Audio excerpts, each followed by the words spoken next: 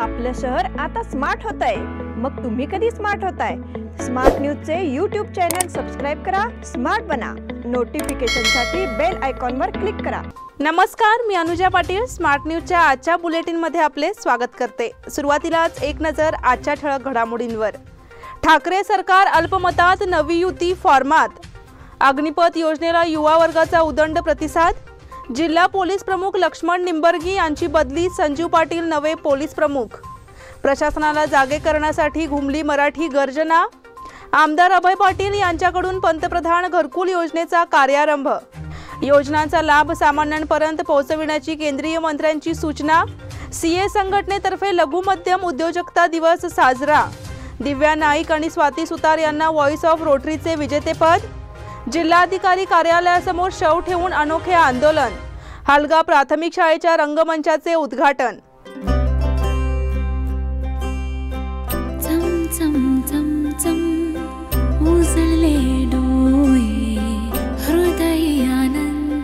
BS Channabasappa and Sons, The Textile Mall, grand opening on 26th June at Tilakwadi, Belagavi.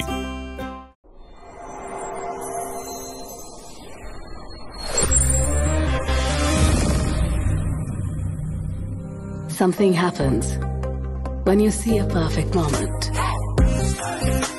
where you lose yourself in a new perspective.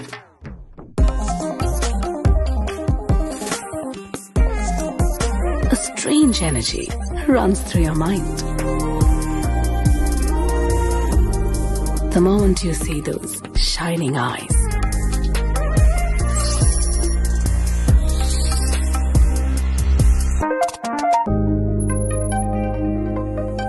before you realize, a smile spreads unknowingly. The heart beats rapidly. Finding the right moment is like finding the right partner. One click and it's yours. The all-new Z62. आणि आता पाहूया सविस्तर बातम्या। शिवसेना आणि बंडखोर एकनाथ शिंदे गट यांच्यात कायदेशीर लढाई सुरू झाली असून महाविकास आघाडी सरकारच्या स्थैर्याबाबतचा तिढा कायम आहे। 16 बंडखोर आमदारांना पाठवलेल्या अपात्रतेच्या नोटिसांना आणि गटनेतेपदाच्या नियुक्तीला शिंदे यांनी सर्वोच्च न्यायालयात आव्हान दिलंय। दरम्यान याचिकेत शिंदे गटाने 38 आमदारांनी महाविकास आघाडी सरकारचा पाठिंबा काढल्याचा दावा केलाय। त्यामुळे ठाकरे सरकार आता अल्पमतात आलंय। महाविकास आघाडी अल्पमतात असल्याचा दावा एकनाथ शिंदे गटाने सुप्रीम कोर्टात केलाय। 38 आमदारांनी महाविकास आघाडी सरकारचा पाठिंबा काढून घेतल्याचं शिंदे गटाने याचिकेत नमूद केलंय। यासोबतच शिवसेना नेत्यांच्या जीवाला धोका असल्याचंही याचिकेत सांगण्यात आलंय। शिवसेना विधिमंडळ पक्षाच्या बैठकीला अनुपस्थित राहिल्याबद्दल एकनाथ शिंदे यांच्यासह 16 आमदारांना नोटीस बजावण्यात आली असून सोमवारी सायंकाळपर्यंत त्याला उत्तर द्यायचं आहे।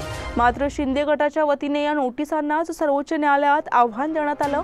तसंच नवे गटनेते नियुक्त करण्याच्या निर्णयालाही आव्हान देण्यात आलंय।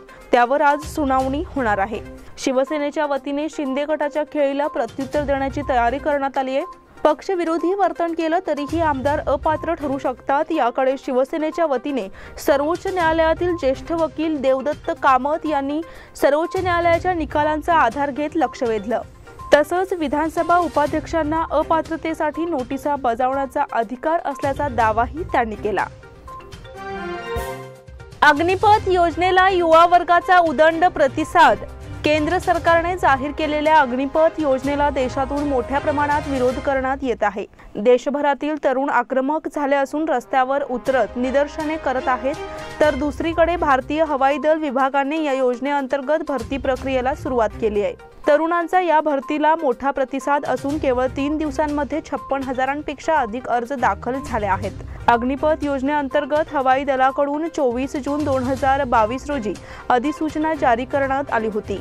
त्यानुसार हवाई दलात नोंदणी प्रक्रियेला सुरुवात झाली असून अर्ज करण्याची शेवटची तारीख 5 जुलै आहे।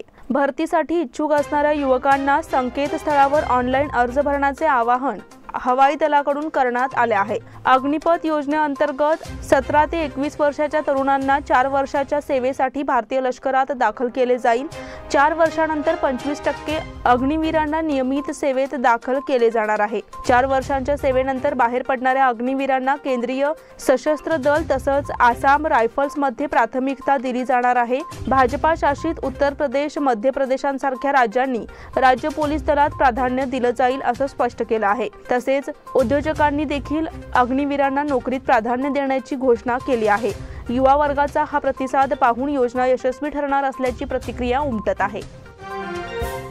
जिल्हा पोलीस प्रमुख लक्ष्मण निंबर्गी यांची बदली, संजीव पाटील नवे पोलीस प्रमुख। बेळगाव जिल्ह्याचे पोलीस प्रमुख लक्ष्मण निंबर्गी यांची बदली करण्यात आली आहे। त्यांच्या जागी नूतन पोलीस प्रमुख म्हणून संजीव पाटील यांची नियुक्ती करण्यात आल्याचे जाहीर करण्यात आले आहे। राज्यभरात एकूण 16 IPS अधिकाऱ्यांच्या बदल्या करण्यात आल्या आहेत, त्यामध्ये बेळगावच्या जिल्हा पोलीस प्रमुखांचाही समावेश आहे। आता नव्याने IPS अधिकारी संजीव M पाटील यांची बेळगाव जिल्ह्याच्या पोलीस प्रमुखपदी नियुक्ती करण्यात आली आहे। लवकरच ते आपल्या पदाचा कारभार स्वीकारणार असल्याची माहिती देण्यात आली आहे। प्रशासनाला जागे करण्यासाठी घुमली मराठी गर्जना। सीमा भागातील मराठी बांधवांना त्यांच्या न्याय हक्कासाठी सातत्याने संघर्ष करावा लागतो। अनेक वेळा लोकशाही मार्गाने निवेदने देऊन देखील प्रशासकीय यंत्रणा जागी होत नाही। अशा वेळी प्रशासनाला जागे करण्यासाठी मराठी गर्जना घुमावी लागते। त्यामुळेच सोमवारी नियोजित विराट मोर्चा काढून महाराष्ट्र एकीकरण समितीने ही जोरदार गर्जना केली। तसेच जिल्हाधिकारी कार्यालयावर भव्य मोर्चा काढून प्रशासनाला पुन्हा एकदा निवेदन सादर करण्यात आले। बेळगाव शहर, तालुका आणि खानापूरसह सीमा भागाच्या कानाकोपऱ्यातून आलेल्या मराठी बांधवांच्या गर्जनेमुळे जिल्हाधिकारी कार्यालय परिसर दणाणला होता। सीमा भागातील मराठी बांधवांनी मोर्चा काढू नये यासाठी प्रशासनाकडून अनेक मार्गाने दबाव तंत्राचा वापर केला होता। मात्र सर्व दबाव झुगारून मोर्चा होणारच असा इशारा महाराष्ट्र एकीकरण समितीच्या नेत्यांनी दिला होता।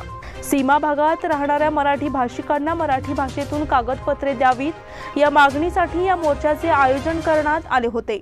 सरदार हायस्कूल ग्राउंड मैदानातून जिल्हाधिकारी कार्यालयापर्यंत मोर्चा काढून जिल्हाधिकाऱ्यांना निवेदन देण्यात आले। मोर्चाचे नेतृत्व करणाऱ्या नेते मंडळींमध्ये मध्यवर्ती महाराष्ट्र एकीकरण समितीचे अध्यक्ष दीपक दळवी, कार्याध्यक्ष माजी आमदार मनोहर किणेकर, खजिनदार प्रकाश मरगाळे, सचिव माजी महापौर मालोजी अष्टेकर, माजी महापौर शिवाजी सुंडकर, शिवसेनेचे जिल्हाप्रमुख प्रकाश शिरोळकर, मनोज पावशे, SL चौगुले, RI पाटील, माजी जिल्हा पंचायत सदस्य सरस्वती पाटील, खानापूरचे माजी आमदार दिगंबर पाटील, मुरलीधर पाटील, गोपाळराव देसाई, आबासाहेब दळवी, BO येतोजी, विनायक गुंजटकर, सुनील अष्टेकर, युवा आघाडीचे संतोष मंडलिक आणि इतर सदस्यांचा समावेश होता। या मोर्चामध्ये आमच्या ज्या मागण्या आहेत त्या सातत्याने गेली 20-25 वर्ष आम्ही करतो, परंतु दुर्दैवानं हे सरकार आमच्या कायदेशीर मागण्या मान्य करायला तयार नाही। आम्हाला म्हणतोय कर्नाटकात राहता कन्नडी बोला, पण याच कर्नाटक सरकारच्या कायद्याप्रमाणे लिंग्विस्टिक मायनॉरिटी ॲक्ट 1981 प्रमाणे जर एखाद्या जिल्ह्यामध्ये कन्नडी भाषेव्यतिरिक्त इतर भाषिक लोक हे 15%पेक्षा जास्त असतील तर त्यांना त्यांच्या भाषेमध्ये सुद्धा परिपत्रकं द्यावीत असा कायदा आहे। आणि याप्रमाणे बेळगाव तालुका, खानापूर तालुका, चिक्कोडी तालुका आणि आथणी तालुका या 4 तालुक्यामध्ये यांनी आम्हाला कन्नडीबरोबर मराठीमध्ये परिपत्रकं देणं हे कायदेशीर आहे। आणि असं असताना सुद्धा गेली अनेक वर्ष त्याने आमच्यावर अन्याय करतात। आणि गेली 20 वर्ष मराठी परिपत्रक, मराठी उतारे, मराठी बोर्ड हे सारं या कर्नाटक सरकारनं बंद केलं। म्हणून मराठी माणसांनी आपली भूमिका या सरकारसमोर सांगावी म्हणून अशा प्रकारचा भव्य मोर्चा या ठिकाणी आयोजित केलेला आहे। आणि आमची मागणी एवढीच आहे की तुम्ही कन्नड भाषेमध्ये देता, आम्हाला आमचा त्याला विरोध नाही आहे, पण आमच्या कायद्याप्रमाणे जे आम्हाला मिळायला पाहिजे ते तुम्हाला द्यावंच लागेल। आणि नाही दिला तर याच्यापेक्षा प्रचंड आंदोलन या भागामध्ये मराठी माणसं प्रत्येक वेळेला रस्त्यावर येतील आणि याची जबाबदारी संपूर्णतः कर्नाटक सरकारची राहील। आमदार अभय पाटील यांच्याकडून पंतप्रधान घरकुल योजनेचा कार्यारंभ। असावे घरकुल आपुले छान असे स्वप्न पाहणाऱ्या तळागाळातील घटकांसाठी पंतप्रधान घरकुल योजना जाहीर झाली आहे। मात्र काही वर्षे या योजनेची कामे स्थगित झाली होती। याचा पुनर्प्रारंभ सोमवारी करण्यात आला। उद्यमबाग येथे या योजनेतून बांधण्यात येणाऱ्या घरकुलांसाठी भूमिपूजन करण्यात आले। बेळगाव दक्षिणचे आमदार अभय पाटील यांच्या पुढाकारातून ही योजना पुन्हा मार्गस्थ झाली आहे। या भूमिपूजन कार्यक्रम प्रसंगी मान्यवर उपस्थित होते। या योजनेची माहिती आमदार अभय पाटील यांनी दिली। उद्यमबाग येथे 4 मजली अपार्टमेंट उभे करून तेथे लाभार्थींना घरे देण्यात येणार असल्याचे त्यांनी सांगितले। सन 2012 साली जाहीर झालेल्या वाजपेयी घरकुल योजनेत 300हून अधिक लाभार्थींनी घरांसाठी अर्ज केले होते। मात्र त्यानंतर योजना राबविली गेली नाही, त्यामुळे कामे थांबली होती। आता त्यांना पुन्हा गती देण्यासाठी पावले उचलण्यात आली आहेत। त्या लाभार्थींना त्यांचे हक्काचे घरकुल मिळावे यासाठी हा प्रकल्प साकारला जातोय। उद्यमबागच्या बरोबरीने वडगाव आणि अन्य ठिकाणी देखील असे प्रकल्प उभे राहतील। येत्या दिनांक 15 ऑगस्ट पर्यंत 1,500 लाभार्थींना घरे देण्यात येतील असेही ते म्हणाले। प्रधानमंत्री आवास योजनेच्या अंतर्गत G+3 एक अपार्टमेंट निर्माण करण्याचं नवीन आज वास्तूला शंकुस्थापना झालेला आहे। 2012ला जवळपास 300हून अधिक लोकांनी वाजपेयी आवास योजनेमध्ये 25,000 50,000 रुपये भरले होते। कारण 2013ला सत्तांतर झाल्यानंतर त्यावेळेच्या आमदारांनी त्या कामाला गती न दिल्यामुळे त्या योजना रद्द झाली होती। आता त्या योजनेला प्रधानमंत्री आवास योजनेच्या अंतर्गत त्या सगळ्या लोकांना न्याय देण्याचं काम आज आम्ही केलेलं आहे। तर हे G+3 आज उद्यमबाग परिसरामध्ये जवळपास 150 होतील आणि वडगाव परिसरामध्ये 100 होतील। हा पहिला फेजमध्ये आहे। याच्या व्यतिरिक्त जवळपास आणि 500 PPP मॉडेलमध्ये आणि 1,000 असं एक 1,500 योजना ऑगस्ट 15च्या आत पूर्ण करून ते पण ऑगस्ट 15च्या नंतर त्या कार्याला प्रारंभ होईल। योजनांचा लाभ सामान्यांपर्यंत पोहोचविण्याची केंद्रीय मंत्र्यांची सूचना। केंद्र सरकारने गोरगरिबांच्या कल्याणासाठी अनेक व्यापक योजना राबविल्या आहेत। या योजनांच्या कार्यवाहीसाठी तसेच तळागाळातील घटकांना याचा लाभ देण्यासाठी यंत्रणा सक्षम करावी अशी सूचना केंद्रीय उद्योग आणि व्यापार विभागाचे राज्यमंत्री सोमप्रकाश यांनी केली। येथील सुवर्ण विधानसौध येथे आयोजित करण्यात आलेल्या विशेष कार्यक्रमात त्यांनी आपले विचार मांडले। पंतप्रधान नरेंद्र मोदी यांच्या 8 वर्षाच्या कालावधी पूर्ततेनिमित्त या कार्यक्रमाचे आयोजन करण्यात आले होते। 8 वर्षातील या कारकिर्दीतील योजनांचा आढावा त्यांनी घेतला। तसेच अधिकारी वर्गाने या योजना गोरगरीब आणि तळागाळातील सामान्य जनतेपर्यंत पोहोचविण्यासाठी सूचना केल्या। संपूर्ण भारतामध्ये सुबत्ता यावी या उद्देशातून सन 2014 पासून पंतप्रधान नरेंद्र मोदी यांनी अनेक कृतिशील पावले उचलली आहेत। त्याची माहिती करून घेऊन जनतेने त्याचा लाभ घेण्याचे आवाहन त्यांनी केले। जिल्हाधिकारी नितेश पाटील यांनी योजनांबद्दल माहिती दिली। यावेळी खासदार मंगला अंगडी, मंत्री शशिकला जोल्ले, आमदार दुर्योधन ऐहोळे आणि आमदार अभय पाटील आणि इतर मान्यवर उपस्थित होते। सीए संघटनेतर्फे लघु मध्यम उद्योजकता दिवस साजरा। येथील the institute of CA of India संस्थेच्या वतीने सोमवारी आंतरराष्ट्रीय लघु मध्यम उद्योजकता दिवस साजरा करण्यात आला। या निमित्ताने विशेष मार्गदर्शनपर चर्चासत्राचे आयोजन करण्यात आले होते। यामध्ये लघु व मध्यम उद्योग समूहाचे प्रतिनिधी आणि सीए व्यावसायिक सहभागी झाले होते। कार्यक्रमाची सुरुवात दीप प्रज्वलनाने झाली। संस्थेचे अध्यक्ष नितीन निंबाळकर यांनी उपस्थितांचे स्वागत केले। त्यानंतर चर्चासत्राला प्रारंभ करण्यात आला। यावेळी प्रमुख मार्गदर्शक म्हणून स्टेट बँकेचे विभागीय व्यवस्थापक मोहन पाटील उपस्थित होते। तसेच जिल्हा औद्योगिक केंद्राचे उपसंचालक बी भरत यांनी मार्गदर्शन केले। यावेळी झालेल्या चर्चासत्रात चेंबर ऑफ कॉमर्सचे अध्यक्ष रोहन जोळी, लघु उद्योजक संघटनेचे अध्यक्ष महादेव चौगुले, दैवज्ञ ज्वेलर्स संघटनेचे अध्यक्ष माणिक अणवेकर यांनी सहभाग घेतला। दिव्या नाईक आणि स्वाती सुतार यांना व्हॉइस ऑफ रोटरीचे विजेतेपद। Rotary club of Belgaum south तर्फे आयोजित व्हॉइस ऑफ रोटरी या संगीत स्पर्धेमध्ये खुल्या गटात दिव्या नाईक आणि कनिष्ठ गटात स्वाती सुतार यांनी विजेतेपद मिळविले। स्पर्धेची अंतिम फेरी रविवारी टिळकवाडीतील केएलएस संस्थेच्या डॉक्टर के वेणुगोपाल सभागृहात झाली। प्रारंभी मराठी अभिनेते सचिन पिळगावकर यांच्या हस्ते दीप प्रज्वलनाने कार्यक्रमाचे उद्घाटन झाले। यावेळी रोटरीचे प्रांतपाल गौरीश धोंड, अध्यक्ष अशोक नाईक, माजी प्रांतपाल अविनाश पोद्दार, प्रतिमा धोंड आदी उपस्थित होते। अंतिम फेरीसाठी सचिन पिळगावकर, रश्मी सावंत व अभिजित कोसंबी परीक्षक होते। 18 वर्षावरील खुल्या गटात दिव्या नाईक, अनुष्का थळी आणि श्रेया देशपांडे यांनी प्रथम 3 क्रमांक मिळविले, तर 18 वर्षाखालील वयोगटात स्वाती सुतार, सृष्टी देसाई आणि सृष्टी किडदाळ यांनी प्रथम 3 क्रमांक मिळविले। रोटेरियन समूहात श्रीनिधी मुद्देबिहाळ, पद्मजा पै आणि अरुण नायक यांनी प्रथम 3 क्रमांक मिळविले। मान्यवर पाहुण्यांच्या हस्ते बक्षिसाचे वितरण झाले। सूत्रसंचालन निखिल आणि पूजा यांनी केले। माजी प्रांतपाल आनंद कुलकर्णी यांनी आभार मानले। जिल्हा अधिकारी कार्यालयासमोर शव ठेवून अनोखे आंदोलन। आपल्या गावासाठी स्मशानभूमी उपलब्ध नसल्याचा निषेध करण्यासाठी सौंदत्ती तालुक्यातील एणगी या गावातील ग्रामस्थांनी अनोखे आंदोलन केले। त्यांनी येथील जिल्हाधिकारी कार्यालयासमोर एक शव आणून याचा अंत्यविधी कोठे करायचा ते सांगा असा प्रश्न उपस्थित केला। या प्रकारामुळे जिल्हा प्रशासनातील अधिकाऱ्यांची चांगलीच तारांबळ उडाली। मात्र जिल्हाधिकारी नितेश पाटील यांनी या आंदोलनकर्त्यांची समजूत घालून माघारी पाठविले। एणगी येथील अब्दुल खादर या व्यक्तीचा मृत्यू झाला होता। मात्र एणगी गावासाठी हिंदू आणि मुस्लिम या दोन्ही समाजासाठी स्मशानभूमी आणि दफनभूमीची मागणी अनेक वर्षापासून प्रलंबित आहे। ही समस्या निवारण करावी अशी मागणी करून त्यांच्या कुटुंबियांनी आणि ग्रामस्थांनी आंदोलन छेडले। सकाळच्या वेळी झालेल्या या आंदोलनाची प्रशासकीय वर्तुळात दिवसभर चर्चा सुरू होती।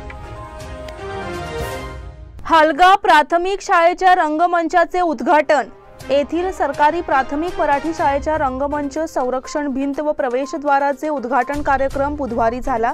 ग्रामपंचायत अध्यक्ष सदानंद बिळगोजी, उपाध्यक्षा रूपा सुतार, माजी ग्रामपंचायत अध्यक्ष गणपत मारिहाळकर यांच्या हस्ते उद्घाटन करण्यात आले।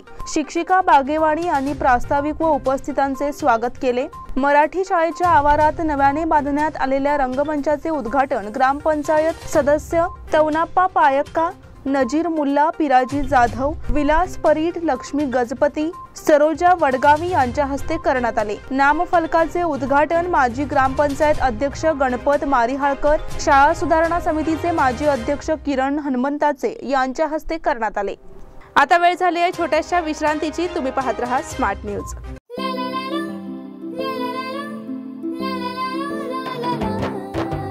जले दीप अंगना में होगी रोशन दुनिया, पलकों तले छा जाए चांद तारों का साया। रंगोली में खिले रंग खुशियों की भी तरानी, तन मन झिलमिल जाए हर पल होंगी सुहानी। ये अटूट बंधन खिले हर आशियाना, रंग वस्त्रों का खजाना मन भाए आराधना। रंग वस्त्रों का खजाना मन भाए आराधना। आराधना मारुति गली बेलगाम, मन भाए आराधना। बेलगाम वासियों के पसंद में उतरा उड़ान बार एंड रेस्टोरेंट। सोशल डिस्टेंसिंग का ख्याल रखते हुए हमारा स्टाफ देता है बेहतरीन सर्विस का विश्वास। यहां है पार्टी और फंक्शन के लिए 3 आलीशान हॉल, कारपोरेट डिनर मीटिंग के लिए 3 अलग कक्ष, आईपीएल मैच देखने के लिए 3 बड़े स्क्रीन की विशेष सुविधा। इसके साथ ही साफ सुथरा किचन जहां हमारा वेल क्वालिफाइड स्टाफ देता है क्वालिटी और हाइजीनिक फूड की गारंटी। तो फिर खाने की हो बात तो आना परिवार के साथ। उड़ान बार एंड रेस्टोरेंट, लिंगराज कॉलेज के पास, बेलगावी। फोन 0831 2435 777। विश्रांतीनंतर पुन्हा एकदा आपले स्वागत। सामरा ते पंढरपूर पायी दिंडीचे शुक्रवारी प्रस्थान झाले। दिंडी चालक हबप यल्लाप्पा गिरमल महाराज यांच्या नेतृत्वाखाली सालाबादाप्रमाणे यावर्षीही सामरा ते पंढरपूर पायी दिंडीचे आयोजन करण्यात आले आहे।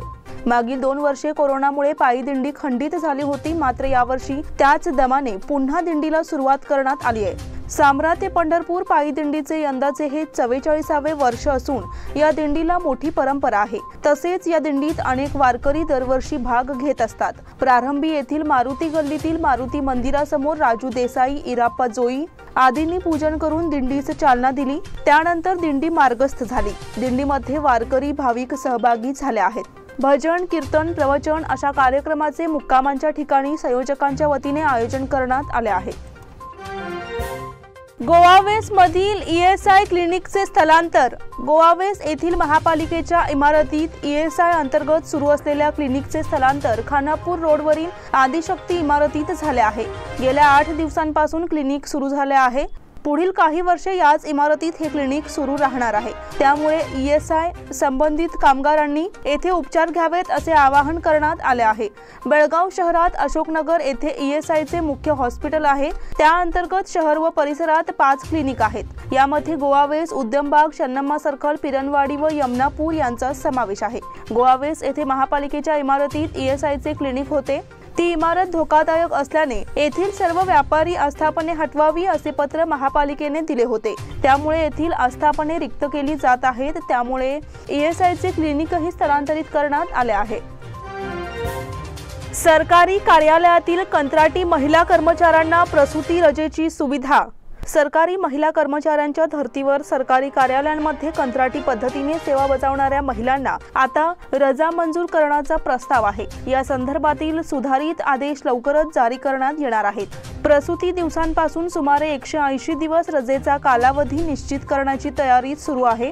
त्यासाठी सरकारी कार्यालयातील गर्भवती महिलांप्रमाणे शासकीय कार्यालयातील संलग्न संस्थेत कंत्राट पद्धतीने सेवा बजावणाऱ्यांना मदत मिळणार आहे। त्यामुळे प्रसूतीनंतर महिलांची नोकरीमुळे होणारी हेळसांड थांबेल आणि प्रसूतीनंतरचा कालावधी व्यवस्थित पार पडेल असा विश्वास आहे। सुधारित नियमावलीत आणखी एक महत्त्वाचा बदल दिसणार आहे। त्यांना मात्र प्रसूतीनंतर वेतन कपातीचा फटका बसण्याची शक्यता आहे। अर्ज करताना कुटुंबांचा तपशील, संभाव्य प्रसूतीचा तपशील जोडणे बंधनकारक करण्यात येणार आहे। APMCत मार्केटमध्ये भाज्यांचे दर स्थिरावले। कृषी उत्पन्न बाजारपेठेमध्ये शनिवारच्या बाजारात कांद्याचा भाव प्रति क्विंटल 200 रुपयांनी वाढला। बटाटा दर मात्र स्थिर आहे। भाजी मार्केटमध्ये काही भाज्यांचे दर स्थिर आहेत, काहींचे दर कमी झाले आहेत। गेल्या शनिवारी कांद्यांची आवक कमी झाल्याने भाव क्विंटलला 200 रुपयांनी वाढला होता। बुधवारच्या बाजारात आवक वाढली होती, त्या मानाने खरेदीदार कमी आल्याने कांद्याच्या भावाला क्विंटलला 200 रुपयांची घसरण झाली होती। मात्र पुन्हा शनिवारी बाजारात आवक कमी झाल्याने कांद्याचा भाव क्विंटलला 200 रुपयांनी वाढला आहे। बेळगाव तालुक्यातील ज्वारी बटाटा संपला आहे। इंदूर, आग्रा आदी ठिकाणाहून बेळगावला बटाटा विक्रीसाठी येत आहे। इंदूर बटाट्याला हॉटेल, किरकोळ विक्रेते, वेफर्स बनवण्यासाठी मागणी येत आहे अशी माहिती व्यापाऱ्यांनी दिली। रोटरी क्लब बेळगाव साऊथ तर्फे 25 विद्यार्थ्यांना सायकलींचे वितरण। Rotary club of Belgaum south तर्फे शहरासह परिसरातील 6 शाळांच्या विद्यार्थ्यांना 25 सायकलींचे वितरण रविवारी दिनांक 26 रोजी मराठी अभिनेते सचिन पिळगावकर यांच्या हस्ते करण्यात आले। गुडशेड रोडवरील स्वरूप नर्तकी थिएटरच्या आवारात हा कार्यक्रम झाला। यावेळी जिल्हा प्रांतपाल अविनाश पोद्दार, अध्यक्ष अशोक नाईक आदी उपस्थित होते। रोटरी क्लबकडून पिरणवाडीतील केएलई स्कूलच्या 3, जीजी चिटणीसच्या 4, बालिका आदर्शच्या 4, स्वाध्याय विद्या मंदिरच्या 6, ठळकवाडी हायस्कूलच्या 6 व केएलएस स्कूलच्या 2 विद्यार्थ्यांना असे एकूण 25 जणांना सायकली देण्यात आल्या। रोटरीकडून बेळगाव, गोवा व महाराष्ट्रातील 1503 विद्यार्थ्यांना सायकलीचे वितरण केले जात आहे। त्यातील एक भाग म्हणून रोटरी साऊथने याचे वितरण केले। राज्यातील 56 गट शिक्षणाधिकाऱ्यांच्या बदल्या। राज्यात शनिवारी 56 गट शिक्षणाधिकाऱ्यांच्या तडकाफडकी बदल्या करण्यात आल्या। यामध्ये खानापूर व चिक्कोडीतील गट शिक्षणाधिकाऱ्यांचा समावेश आहे। खानापूरचे गट शिक्षणाधिकारी लक्ष्मण यक्कुंडी यांची बदली कोप्पळला झाली आहे, तर चिक्कोडी गट शिक्षणाधिकारी दीपक कुलकर्णी यांची बदली धारवाड येथे झाली आहे। यासह 54 गट शिक्षणाधिकाऱ्यांच्या बदल्या झाल्याने आश्चर्य व्यक्त करण्यात येत आहे। कोणतीही पूर्वसूचना न देता बदल्या केल्याने बदलीच्या ठिकाणी अधिकाऱ्यांना हजर व्हावे लागणार आहे।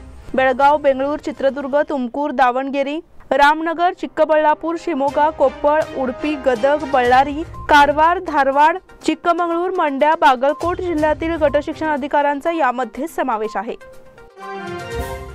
बेळगाव रेल्वे स्थानकातून विशेष बस सेवा। बेळगाव सुलधाळ रेल्वे दुपदरीकरणाच्या कामामुळे बेळगाव म्हैसूर ही विश्वमानव एक्सप्रेस धारवाडपर्यंत धावणार आहे। दरम्यान प्रवाशांची गैरसोय टाळण्यासाठी हुबळी रेल्वे स्थानक ते बेळगाव रेल्वे स्थानक अशी विशेष बस सेवा सुरू केली जाणार आहे। जून महिन्याच्या शेवटच्या आठवड्यात ही बससेवा धावणार आहे अशी माहिती परिवहन महामंडळाने दिली। याआधी परिवहन महामंडळाने सामरा विमानतळावरून थेट बससेवा सुरू केली आहे। आता थेट हुबळी बससेवा सुरू केल्यास प्रवाशांची गैरसोय टळणार असून महसुलात देखील भर पडण्यास मदत होणार आहे। प्रवाशांची गैरसोय दूर करण्यासाठी विशेष बस सुरू केली जाणार आहे। हुबळी रेल्वे स्थानकातून सायंकाळी 6 ते 6:30 वाजता 2 बस बेळगावकडे धावणार आहेत। बेळगाव रेल्वे स्थानकातून सकाळी 5 आणि 5:30 वाजता 2 बस हुबळीकडे धावणार आहेत। संगीत कलाकार संघाच्या कार्यक्रमात वादनाला दाद। संगीत कलाकार संघाची जून महिन्याची बैठक सरस्वती वाचनालयाच्या सभागृहात पार पडली। या कार्यक्रमात सादर झालेल्या वृषभ आणि रागिनी हुदलीकर या भावंडांच्या वादनाला रसिकांची दाद मिळाली। प्रारंभी वृषभ यांनी व्हायोलिन वादन सादर केले। या कार्यक्रमाचे दुसरे पुष्प रागिनी हुदलीकर यांनी आपल्या हार्मोनियम वादनातून गुंफले। डॉक्टर SP शेख यांनी कलाकारांचे पुष्प देऊन स्वागत केले। विश्वनाथ हुदलीकर यांनी तबल्यावर साथ केली। मध्यंतरात प्रसिद्ध संगीत शिक्षक शंकर मुदगेकर यांनी आपले गुरु विश्वनाथ हुदलीकर आणि रागिनी व वृषभ यांचा सत्कार केला। प्रारंभी संघाचे सेक्रेटरी प्रभाकर शापूरकर यांनी स्वागत केले। कलाकारांना अध्यक्ष नंदन हेलगेकर यांनी पुष्प देऊन सन्मानित केले। उपाध्यक्ष मुकुंद गोरे यांनी आभार मानले। कंगराळी, खुर्द व ज्योतिनगर येथे हळदी कुंकू समारंभ। भारतीय संस्कृतीत महिलांसाठी हळदी कुंकूला धार्मिक व भावनिक महत्त्व आहे, असे प्रतिपादन बेळगाव ग्रामीण आमदार लक्ष्मी हेब्बाळकर यांनी कंगराळी, खुर्द व ज्योतिनगर येथील हळदी कुंकू समारंभात व्यक्त केले। तत्पूर्वी कंगराळीतील महात्मा फुले मंगल कार्यालयात ग्रामपंचायत अध्यक्ष यल्लाप्पा पाटील, उपाध्यक्ष ज्योती पाटील व अन्य ग्रामपंचायत सदस्यांच्या उपस्थितीत झालेल्या कार्यक्रमात सुरुवातीला रोह्योतील कंगराळी व अलतगा येथील महिलांच्या वतीने तर ज्योतिनगर येथील वैभव कार्यालयात ग्रामपंचायत सदस्या कमला पाटील यांनी आमदार लक्ष्मी हेब्बाळकर यांचा सत्कार केला। यावेळी युवराज कदम यांनी मनोगत व्यक्त केले। मंदिर व धार्मिक कार्यक्रमांमुळेच आपली संस्कृती टिकून असल्याचे सांगून आमदार लक्ष्मी हेब्बाळकर यांनी केलेल्या विकास कामाचा आढावा घेऊन या सर्वांसाठी कायम उपलब्ध असून त्यांच्या माध्यमातून समस्या सोडवून घेण्याचे आवाहन केले। ग्रामविकास अधिकाऱ्यांकडून जन्ममृत्यू दाखला मिळण्याची प्रतीक्षा। लोकांच्या सोयीसाठी सरकारने जन्ममृत्यू दाखला पंचायत पातळीवर देण्याचा निर्णय घेऊन त्याची जबाबदारी ग्रामविकास अधिकाऱ्यांवर सोपविण्याचे निश्चित केले। त्याला वर्ष लोटले तरी अंमलबजावणीची स्पष्ट मार्गसूची नसल्याने योजना रखडली आहे। त्यामुळे ग्रामविकास अधिकाऱ्यांकडून जन्ममृत्यू दाखला कधी मिळणार असा प्रश्न नागरिकातून विचारला जात आहे। महसूल विभाग ग्रामीण भागात ही पद्धत मजबूत करून जन्ममृत्यू दाखले ग्रामपंचायतीत देण्याचा निर्णय घेतला। नोंदणी अधिकारी म्हणून संबंधित ग्रामविकास अधिकाऱ्यांना अधिकार दिले आहेत, पण आदेशाची अंमलबजावणी सुरू नसल्याने लोक ग्रामपंचायत व तलाठी यांच्याकडे फेऱ्या मारत आहेत। प्रत्यक्षात कार्यवाही कधी होणार असा प्रश्न विचारला जात आहे। आसावरी प्रफुल्ल देवलापूरकरची सुवर्णबाजी। निपाणी येथील सुवर्णकन्या आसावरी प्रफुल्ल देवलापूरकर हिने बेंगळूर येथे झालेल्या साई सेंटरमध्ये कर्नाटक राज्यस्तरीय रायफल शूटिंग स्पर्धेत महिलांच्या खुल्या गटात प्रथम क्रमांकासह सुवर्ण पदकाला गवसणी घातली। आसावरी देवलापूरकर ही निपाणी येथील SBS कन्या हायस्कूलमध्ये प्राथमिक व माध्यमिक शालेय शिक्षण घेतल्यानंतर निपाणी येथील VSMIT इंजिनिअरिंग कॉलेजमध्ये तिने शिक्षण घेतले आहे। सध्या ती बेंगळूर येथे नोकरी करत आहे। निपाणी येथील रहिवासी प्रफुल्ल देवलापूरकर यांची ती कन्या होय। भारताचा आयर्लंडवर शानदार विजय, मालिकेत घेतली आघाडी। भारतीय T20 संघ सध्या आयर्लंड दौऱ्यावर गेला आहे। भारत आणि यजमान संघात 2 सामन्यांची T20 मालिका खेळवली जात आहे। यातील पहिला सामना आज 26 जून रोजी डब्लिनमधील द व्हिलेज स्टेडियमवर झाला। भारताने हा सामना 7 गडी राखून जिंकला। या विजयामुळे 2 सामन्यांच्या मालिकेत भारताने 1-0 अशी आघाडी घेतली आहे। IPL विजेता कर्णधार हार्दिक पंड्याकडे भारतीय T20 संघाचे नेतृत्व देण्यात आले आहे। कर्णधार पंड्याने नाणेफेक जिंकून प्रथम गोलंदाजी करण्याचा निर्णय घेतला होता, मात्र पावसाच्या वारंवार व्यत्ययामुळे सामना 2 तास उशिरा सुरू करण्यात आला। दोन्ही डावातील 8-8 षटके कमी करण्यात आली। रणजी करंडक क्रिकेट स्पर्धा मध्य प्रदेश नवविजेते। अंतिम सामन्यात बलाढ्य मुंबईवर 6 गडी राखून मात। मुंबईकर चंद्रकांत पंडित यांची देशांतर्गत क्रिकेटमधील सर्वकालीन सर्वोत्कृष्ट प्रशिक्षकांमध्ये गणना का होते याचा रविवारी पुन्हा एकदा प्रत्यय आला। पंडित यांच्या मार्गदर्शनाखाली मध्य प्रदेश संघाने 41 वेळा विजेत्या मुंबईवर 6 गडी राखून मात करत पहिल्यांदा रणजी करंडक क्रिकेट स्पर्धेचे जेतेपद पटकावण्याची ऐतिहासिक कामगिरी केली। 23 वर्षांपूर्वी बेंगळूरच्या एम चिन्नास्वामी स्टेडियमवर झालेल्या रणजी करंडक स्पर्धेच्या अंतिम सामन्यात मध्य प्रदेशला कर्नाटककडून पराभव पत्करावा लागला होता। त्यावेळी पंडित हे मध्य प्रदेशचे कर्णधार पद भूषवत होते। त्यानंतरच्या 2 दशकात पंडित यांनी प्रशिक्षक म्हणून 5 वेळा रणजी करंडक जिंकला, मात्र त्या पराभवाचे शल्य त्यांच्या मनात होते। त्यामुळे रविवारी चिन्नास्वामी स्टेडियमवरच मध्य प्रदेशने पहिल्यांदा रणजीच्या जेतेपदावर कब्जा केल्यानंतर प्रशिक्षक पंडित यांना अश्रू अनावर झाले। लिसेस्टर शायर विरुद्धचा सराव सामना अनिर्णित फॉर्ममध्ये परतल्याचे विराट कोहलीने दिले संकेत। भारत आणि इंग्लंड यांच्यातील 5व्या कसोटी सामन्यापूर्वी 4 दिवसांचा एक सराव सामना खेळविण्यात आला। लिसेस्टर शायर क्रिकेट क्लब आणि भारतादरम्यान झालेला हा सराव सामना अनिर्णित राहिला आहे। सामन्याच्या 4थ्या दिवशी लिसेस्टर शायर्सला विजयासाठी 367 धावा करायच्या होत्या। दिवसाचा खेळ संपूपर्यंत त्यांना 4 बाद 219 धावांपर्यंत मजल मारता आली। 66 षटकांनंतर दोन्ही कर्णधारांनी सामना बरोबरीत सोडण्यासाठी सहमती दिली। दुसऱ्या डावात लिसेस्टर शायरकडून शुभमन गिलने सर्वाधिक 62 धावा केल्या, तर भारताकडून रविचंद्रन अश्विनने 2 बळी घेतले। याशिवाय विराट कोहलीने दोन्ही डावांमध्ये दमदार खेळी करत फॉर्ममध्ये परतल्याचे संकेत दिले आहेत। याचबरोबर स्मार्ट न्यूजचे आजचे बुलेटिन इथेच संपले। धन्यवाद।